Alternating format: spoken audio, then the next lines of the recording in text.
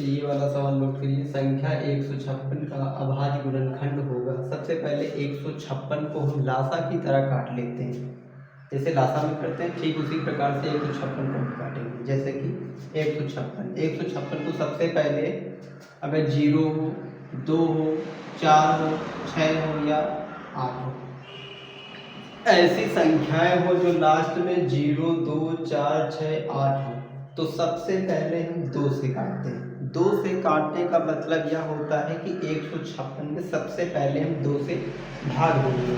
तो सबसे पहले 2 से भाग देंगे तो 7 आ जाएगा, 2 सत्ते 14, फिर इसमें 1 बचेगा तो इसमें आ जाएगा तो 16 हो जाएगा, 2 अट्ठे 16।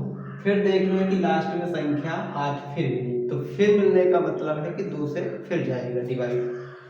2 तियां 6, 2 नई 18। फिर हमने देखा कि लास्ट में संख्या हमारी 9 मिल रही, तो 9 मिल रही है, इसका मतलब इनमें से कोई संख्या हमारी नहीं। तो इनमें से कोई संख्या न मिलने का मतलब यही है कि ये 2 से नहीं डिवाइड होगा, नहीं कटेगा। इसका मतलब ये किसी अदर संख्या से जाएगा। अदर संख्या से जाएगा मतलब किसी 2 से नहीं, तो 3 से देखते हैं। तो 3 से भी जा रहा, 3 एकम 3, 3 तिया 9, तो 13 से काटा, 13 तिया 39, फिर हमने बाद में काट दिया 3 से।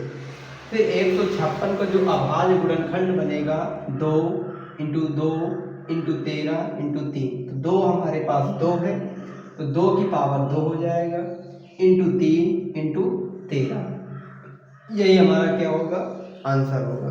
नेक्स्ट सवाल।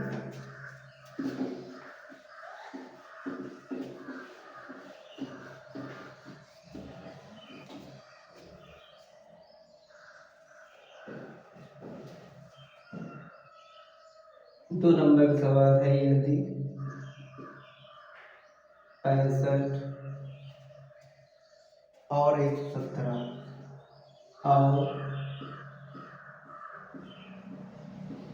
117 की HCF को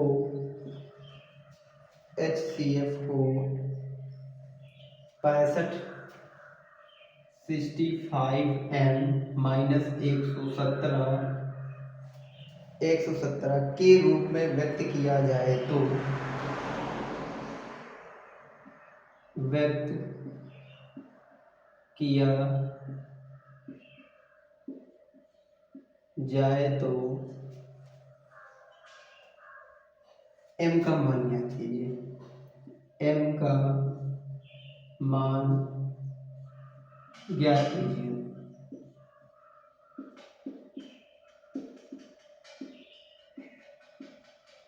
ये हमारा सवाल है कि 65 और 117 के HCF को 65M 65M माइनस 117 व्यक्त किया जाए तो m का मान निकालना। जो बीच में 65M लिखा है तो उसमें से m का मान निकालना है। तो सबसे पहले हम निकालते हैं, सबसे पहले निकालते हैं 65 और 117 का HCF। निकालने के लिए हमारे पास दो तरीके होते हैं। सबसे पहले ये तरीका होता है 65 कितने से कटेगा, 5 से, 5 बन जा 5, 5 3 जा 15, फिर 13 से कट गया। फिर हम काटेंगे 117 को, 117 जो कटेगा वो कटेगा 13 से।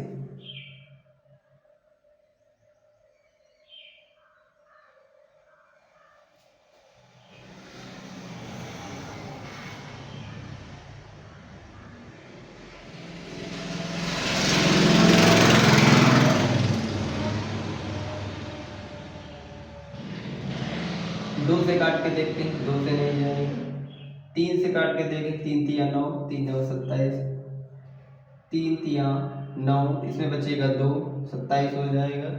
तो 3 9 27, फिर 3 से जाएगा, 3 एकम 3, 3 तिया 9, फिर ये 13 के पहाड़े में 13 आता तो 13 से काट देंगे, 13 एकम 13।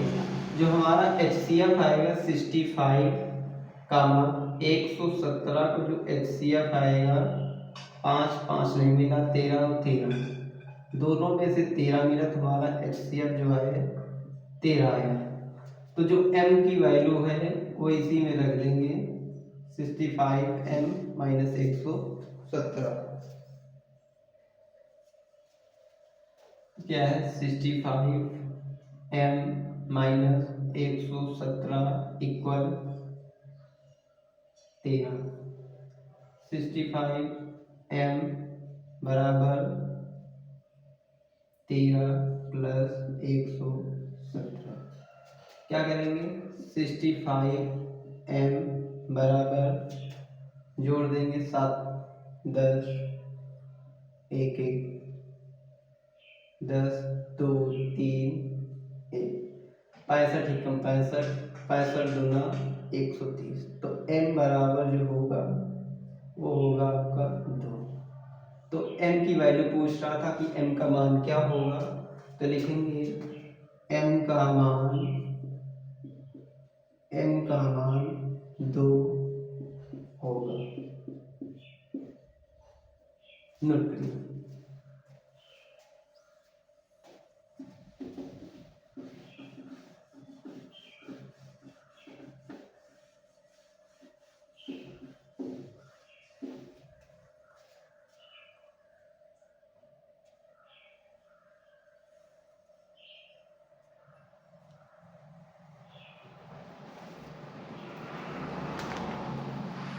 तीसरा सवाल है यदि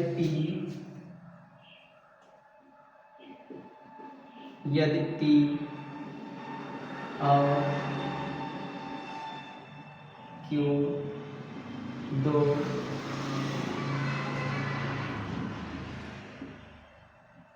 धनात्मक पूर्णांक इस प्रकार है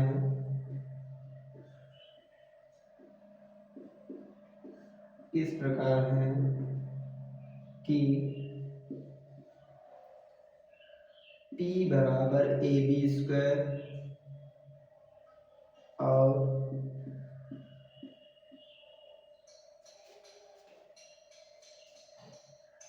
Q बराबर AQB,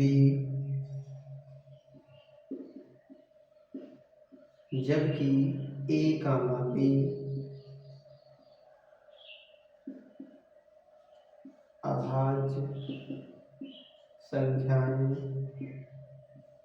अभाज्य संख्याएं हैं,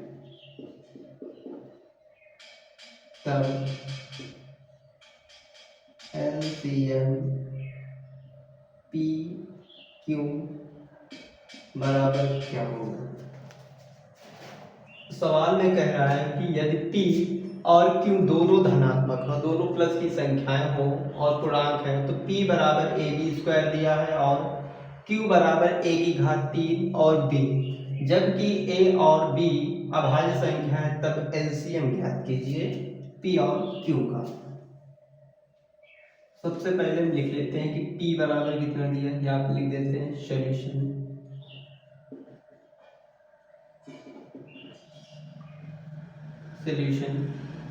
P बराबर AB स्क्वायर, Q बराबर AQB। हमसे पूछा है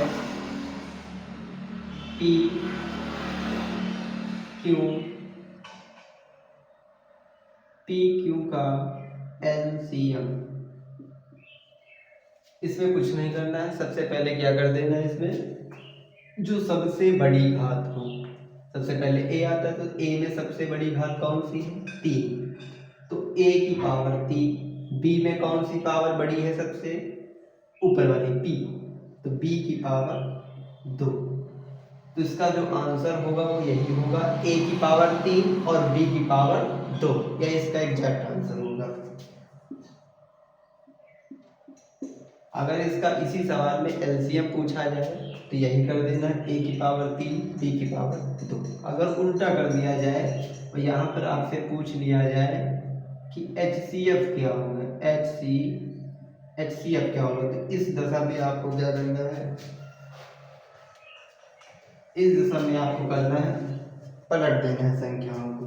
क्या करना है, P Q का HCF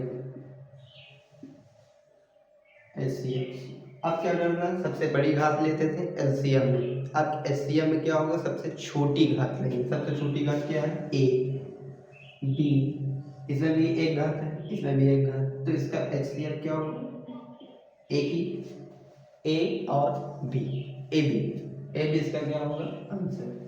3 सवाल आपको बताएं, 3 सवाल आप करिए और आगे की वीडियो हम नेक्स्ट करेंगे। तो ये सवाल नोट करिए, फिर आगे बढ़ते हैं।